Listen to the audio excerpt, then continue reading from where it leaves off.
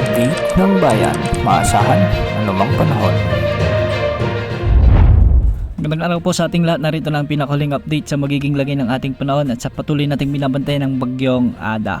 Huling namata ng sentro ng Bagyong Ada sa layong 195 km hilagang silangan ng Virac, Catanduanes. Taglay pa rin ito ang lakas ng hangin na maabot sa 65 km per hour malapit sa gitna at pagbugsong maabot sa 80 km per hour. Sa pa rin itong tropical storm category, ngunit sa mga susunod na araw ay posibleng humina na ito bilang tropical depression at low pressure area. Dahil pa rin sa epekto ng Bagyong Ada, magkakaroon pa rin ng mga pag-ulan at pagbugso ng hangin sa probinsya ng Catanduanes at Camarines Sur.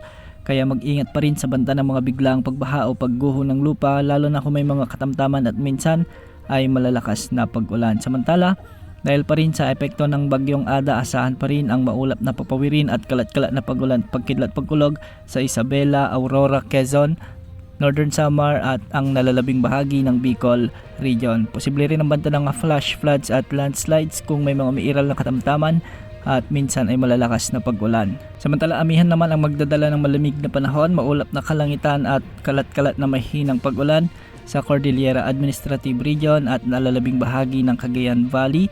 Ilocos Region naman makakaranas ng bahagyang maulap hanggang sa maulap na kalangitan na may mga isolated light rains. Dulot pa rin ito ng amihan o northeast monsoon.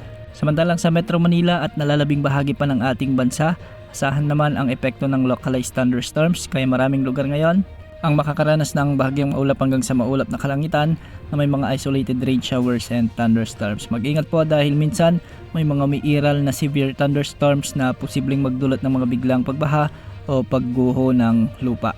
Para naman sa lagay ng mga pag-alon sa ating mga karagatan sa Northern Luzon at Eastern section ng Central Luzon ay posibleng umabot hanggang 3.4 meters.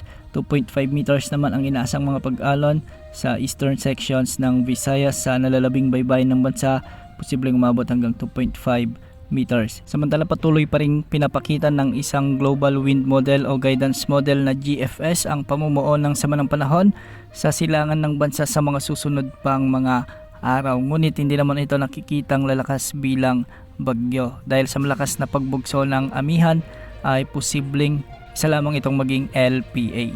Tabayan na ng mga susunod updates sa lagay ng panahon. Ito pang weather update ng bayan, maasahan anumang panahon.